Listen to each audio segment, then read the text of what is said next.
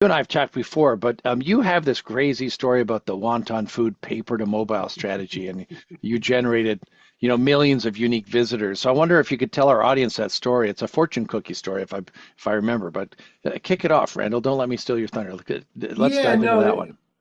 really, really an interesting moment in time. When I was originally contacted by the manufacturer of the fortune cookie, they said to me, look, they said, we have a we have a problem. We have a zero profitability product. We are the industry leaders. We have about 80% of the market share. We have a product that is iconic, but it generates no revenue for us. As a matter of fact, if we were even to raise the price of the product one penny, we would lose our market share.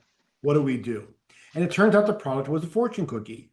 As we all know, we all love our fortune cookies and our fortunes. We all play games with you open yours first or you open yours first. We keep fortunes in our wallets and in our refrigerators. Right. So the fortune itself is an iconic item, but it's also a very delicate item. And once it starts to sound like an advertising piece or it becomes salesy, it loses its value. Right. So they said to us, what do we do? And then there were other variables also. If they increased market share, they would actually increase their production costs. So as an example, they produce around 7 million fortune cookies a day. They have four factories Wow. running 24 hours a day. So Wow. actually taking more market share would actually cause them to have a problem operationally. Yeah. So what we said was, can we get the user off that little piece of paper and onto their mobile device? Because when people are eating, we all live in a world where people's phones are right next to them, right? Yeah. So we Yeah. asked ourselves, can we get them off the piece of paper and onto a mobile device?